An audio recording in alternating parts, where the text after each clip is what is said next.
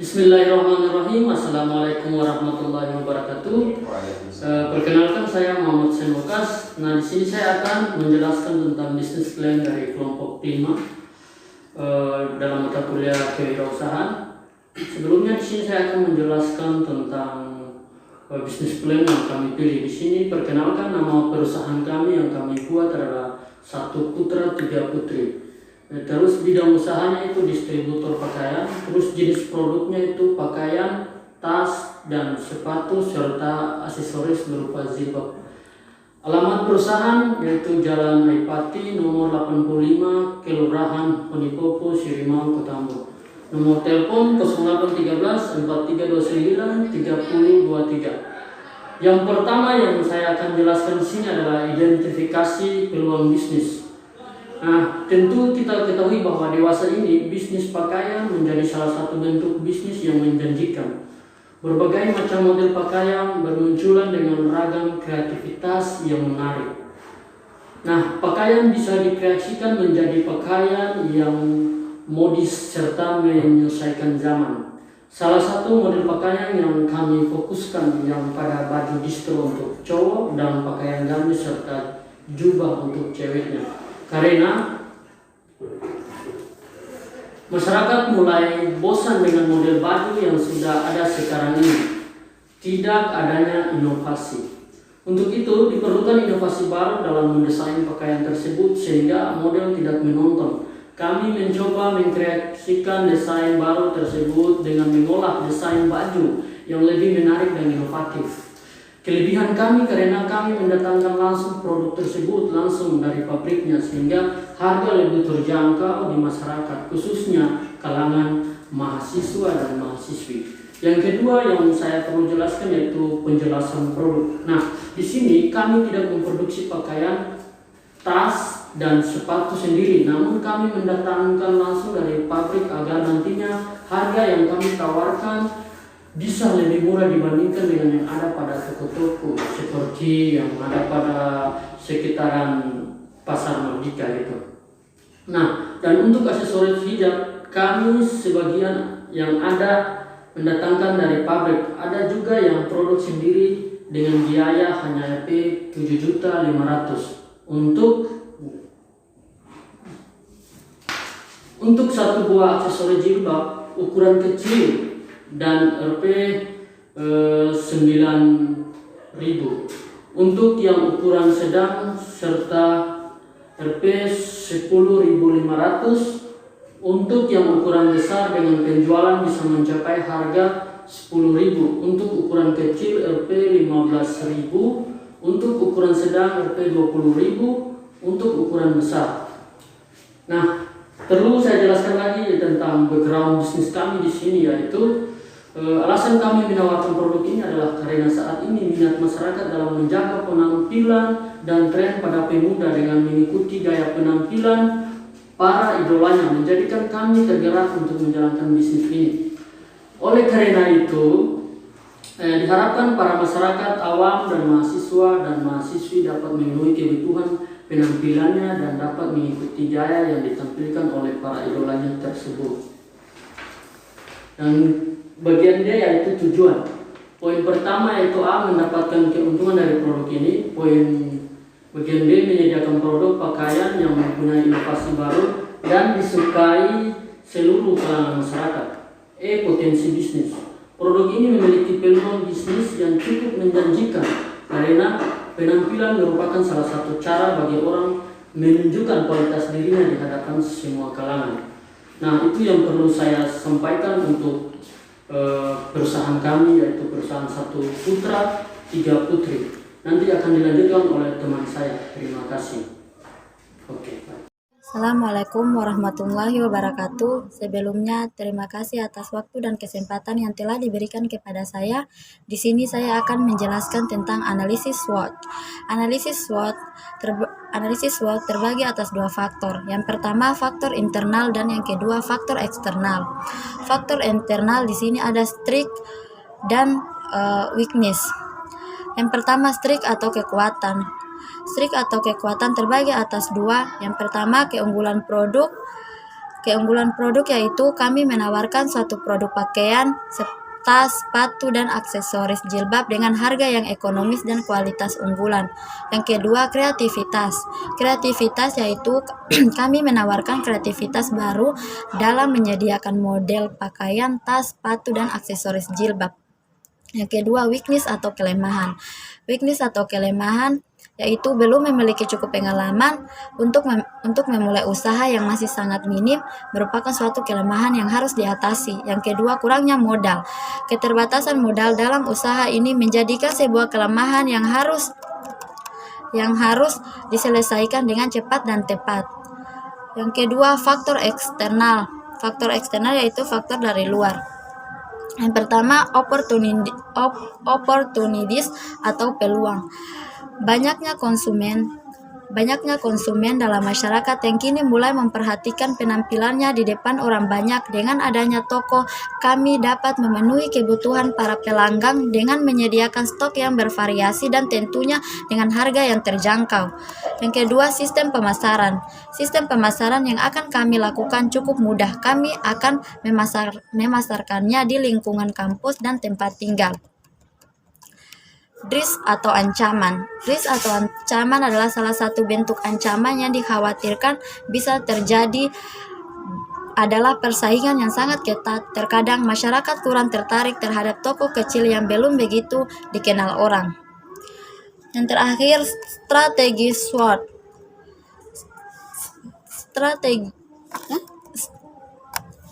Strategi SWOT. Di sini ada strength, weakness, opportunity, dan dirt. Yang pertama, strength. Strength terbagi atas 6. Yang pertama, keunggulan produk. Yang kedua, keterampilan dan kreatif. 3, melakukan program promosi. Yang keempat, meningkatkan produksi. Yang kelima, melakukan promosi kepada konsumen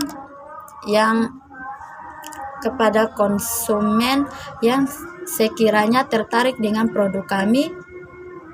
Yang terakhir, menawarkan keuntungan yang didapat dengan membeli produk kami. Yang kedua, weakness. Weakness terbagi atas 8.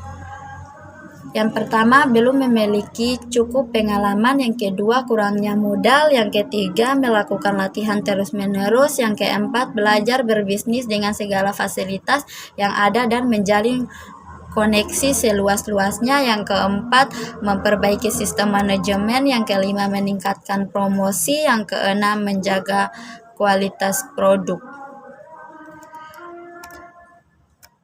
Kemudian opportunity. Yang pertama, banyaknya konsumen. Yang kedua, sistem pemasaran. Kemudian dirt, yaitu kekacauan konsumen.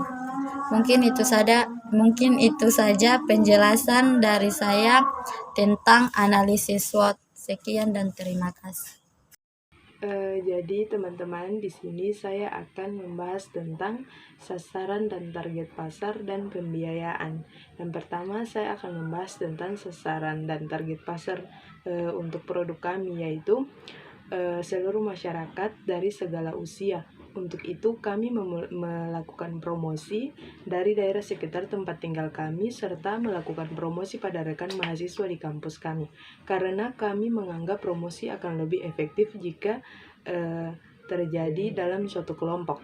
Untuk itu kami melakukan promosi juga pada sosial media seperti Facebook, Instagram, Twitter, dan lain-lain. Hal ini kami maksudkan untuk memberikan kemudahan dalam pemesanan pembelian bagi produk kami. Selanjutnya, saya akan membahas tentang pembiayaan. Di sini, barang yang kami miliki untuk sekarang ini, untuk baju 25 buah dengan satu buah harga itu 30.000. Jadi jika baju 25 buah dikali 30.000, harganya semua 750.000. Sedangkan celana 20 buah dikali 80 buah dikali 80.000 menjadi 1.600.000. Selanjutnya tas ada juga 20 buah. Harganya 35.000, jadi 35.000 dikali 20 menjadi 700.000. Sepatu juga 20 buah. Harga sepatu itu 50.000, jadi dikali 20 1 juta. Selanjutnya aksesoris hijab 30 buah. Yang satu buahnya itu dijual dengan harga 7.000. Jadi jumlah semua harganya 210.000. Jadi jumlah harga untuk keseluruhan barang itu 4.260.000. Nah, setelah itu harga jual kami untuk baju satu buah itu 50.000, celana 100.000, tas 50.000, sepatu 80.000, aksesoris hijab 10.000. Di sini kami menaikkan harga untuk kami juga mendapatkan modal, mendapatkan keuntungan dari penjualan kami. Terima kasih. Ya, selanjutnya yaitu 4 modal awal. Modal awal sama dengan 4.260.000. Yang kelima, analisis keuntungan. Analisis pendapatan. Pendapatan sama dengan baju yang terjual dikali harga jual. Satu buah baju seharga 50.000. Yang terjual adalah 3 buah baju, maka 3 kali 50.000 sama dengan 110.000. Celana yang terjual dikali harga jual. Satu buah celana seharga 100.000. Yang terjual adalah 2 buah celana, maka 2 kali 100 sama dengan 200.000.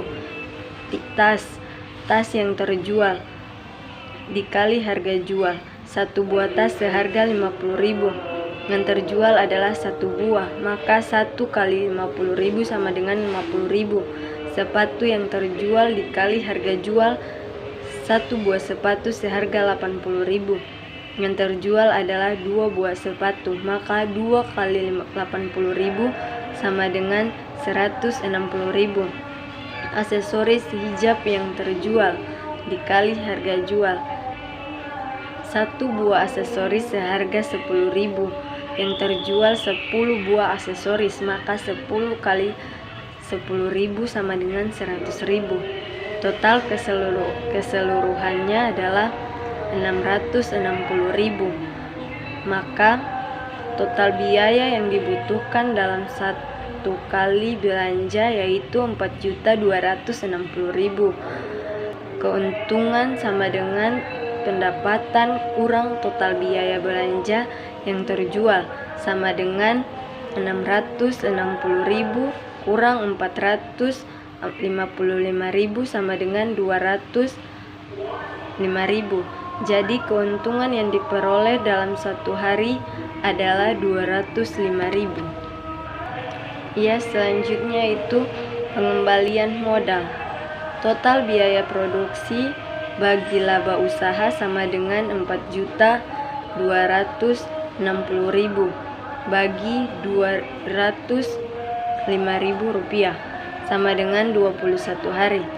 Jadi modal akan kembali dalam jangka waktu kurang lebih 1 bulan. Selanjutnya studi kelayakan.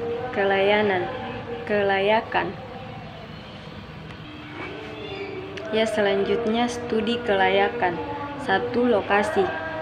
Pemasaran lokasi kami ini dilakukan. Ya, selanjutnya yang ketiga yaitu sumber daya manusia.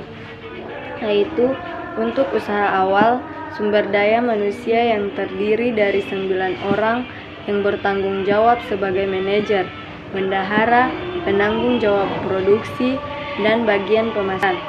Setiap sumber daya manusia yang kami miliki memiliki keahlian di bidangnya masing-masing, sehingga diharapkan dapat menjaga kualitas produk, memberikan pelayanan yang baik kepada konsumen, dan mampu bersaing di bidang pemasaran. Ya, selanjutnya akan dibacakan oleh teman kami. Oke, terima kasih atas kesempatan diberikan kepada saya. Perkenalkan, nama saya Yanti Ripil Taman. Di sini saya akan melanjutkan penjelasan dari teman saya. Oke, langsung saja. Real Business Plan. Real Business Plan terbagi menjadi beberapa bagian. Yang pertama, rencana manajemen. Rencana manajemen juga ada terbagi menjadi 4 bagian. Yang pertama, strategi pemasaran. Seperti yang kita ketahui, telah banyak penjual pakaian yang bisa dijumpai di berbagai pusat perbelanjaan, seperti pasar, department store, dan mall. Oleh sebab itu, masyarakat harus tahu tentang keberadaan produk kami. Untuk itu, kami telah menyusun strategi pemasaran. Tahap-tahapannya sebagai berikut. A. Pengembangan produk. Pengembangan produk ini terdapat pakaian, tas, sepatu, memang telah banyak dijumpai di berbagai pusat perbelanjaan. Namun, kami memberikan kualitas yang berbeda dan tampak lebih menarik serta lebih unik dengan bahan-bahan yang baru. Produk ini akan menambah style baru dan dunia fashion. Yang B. Pengembangan wilayah pemasaran. Pengembangan wilayah pemasaran. Area pemasaran utama adalah di sekitar daerah tempat tinggal kami. Contohnya, di kampus Institut Teknologi dan Bisnis Stikom Ambon. Promosi dilakukan melalui kelompok-kelompok kecil sampai pada tingkat yang lebih tinggi. Yang C. Kegiatan promosi. Seperti yang kita ketahui, promosi merupakan bagian dari proses pemasaran. Promosi sangat mempengaruhi kelancaran dan keberhasilan suatu usaha. Kami melakukan promosi produk kami pada tahap awal melalui mulut ke mulut. Selanjutnya, dilakukan juga promosi melalui media sosial yang kini marak di dunia maya. Yang kedua, strategi produksi. Kami memproduksi model dan desain yang belum ada di pasaran. Kami juga memberikan pilihan yang menarik kepada konsumen. Kami juga berusaha menciptakan suatu pembaharuan di dunia fashion. Proses produksi kami tidak dilakukan sewaktu-waktu saja, namun berjalan terus-menerus selama ada waktu luang. Yang ketiga, strategi penetapan harga. Seperti yang kita ketahui, harga merupakan suatu variabel yang mempunyai peranan penting dalam dunia bisnis. Harga juga menunjukkan level dari suatu produk. Produk juga menjadi acuan tentang bagaimana produk itu seharusnya. Bisa dilihat dari harganya. Harga yang kami tawarkan di sini kami sesuaikan dengan sasaran kami, yaitu para masyarakat menengah ke bawah. Harga kami sesuaikan dengan bahan dan berbagai variabel lain. Kami akan mengutamakan kualitas produk dan tidak hanya berfokus mengambil keuntungan semata. Yang keempat, rencana pengembangan produksi. Rencana-rencana pengembangan produksi kami antara lain. Ada yang pertama, memperluas wawasan di bidang fashion, khususnya pakaian. Yang kedua, menemukan dan menciptakan cara baru dalam memproduksi pakaian. Yang ketiga, memperluas sebagai desain dan kreasi pakaian. Yang keempat, meningkatkan produksi. Oke, sekian dari penjelasan saya tentang Real Business Plan. Terima kasih. Oke, baik teman-teman, nah, itulah penjelasan pada perusahaan kami. Di sini saya mewakili kelompok kami. Atas perhatiannya kami ucapkan terima kasih, dan selebihnya kami meminta maaf apabila ada salah dan hilaf dalam pembuatan video ini. Terima kasih. Wassalamualaikum warahmatullahi wabarakatuh.